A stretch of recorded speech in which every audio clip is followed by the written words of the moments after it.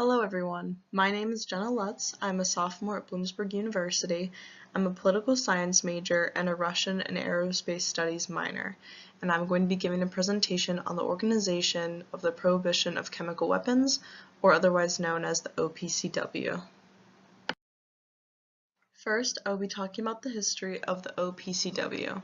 Before this organization was created, there were some individual agreements or treaties to not use chemical weapons, such as an agreement between France and Germany in 1675. Throughout the centuries, there were spontaneous agreements here and there, but nothing ever stuck. Later, in 1925, there was the Geneva Protocol, but it was a flawed agreement that only banned use of particular weapons, but did not have any regulations on development or possession of the majority of chemical weaponry. On April 29, 1997, the first multilateral agreement ever created was put into action. The Chemical Weapons Convention was an agreement to provide the elimination of an entire category of weapons of mass destruction in a fixed time frame. This ended years of hopeful negotiation attempts. And this organization was needed because after World War I, some countries wanted to protect themselves by producing more effective chemical weapons. This led to other countries making them out of retaliation. But even during the Cold War, the US and Russia alone had enough chemical weaponry to destroy almost all animal and human life.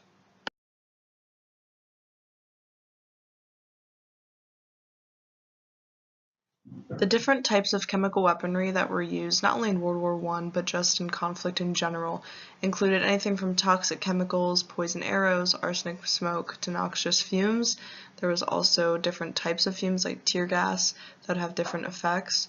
And chemical weapons were used in Belgium in 1915. Over 90,000 soldiers were killed by being exposed to some of these gases, and close to 1 million people around the area were either left blind or disfigured or other debilitating injuries. In the 1920s and 1930s, nerve gases were used, and chemical weapons were created in preparation for World War II, but were never actually implemented.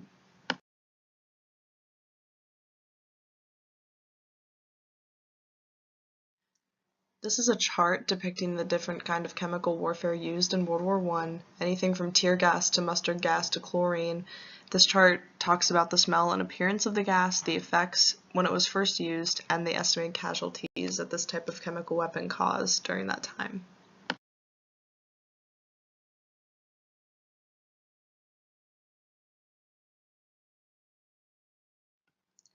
So the mission of OPCW is that they strive to fulfill the Convention's mandate to end the development, production, stockpiling, transfer, and use of chemical weapons, and to prevent their re-emergence, to ensure the elimination of existing stocks of such weapons, and, in so doing, to make the world safe from the threat of chemical warfare.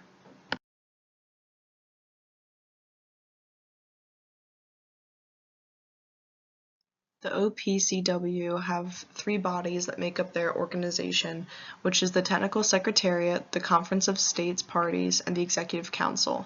The Technical Secretariat processes the declarations from state parties and executed inspections for any kind of situation that might involve chemical weaponry.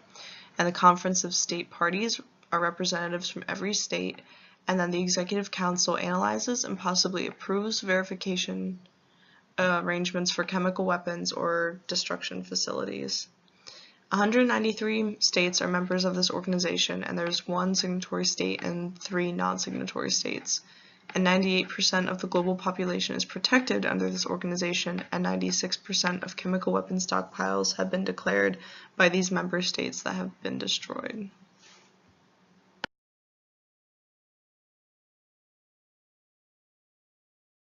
This organization doesn't have a lot of events that happen once in a while that are incredibly noteworthy, but they have a lot of events that happen throughout the year, throughout every month of the year, and it's mostly education related, so they have a lot of courses or trainings or even internship opportunities so that employees of multiple companies, representatives, or even just the average citizen can be more educated on how to stop or respond to chemical weapons.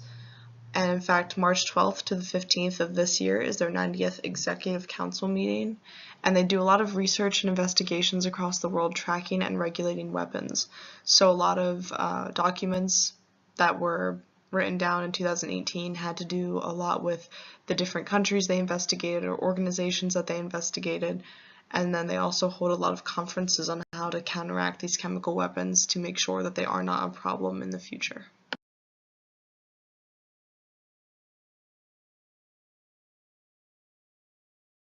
So the OPCW is an organization that has a very global focus. They've brought the entire world together to agree not to use chemical weapons against each other, and they also continue to investigate and regulate what those countries agreed to. The purpose of global governance is to negotiate and come to common agreements across the world, and the OPCW has done that.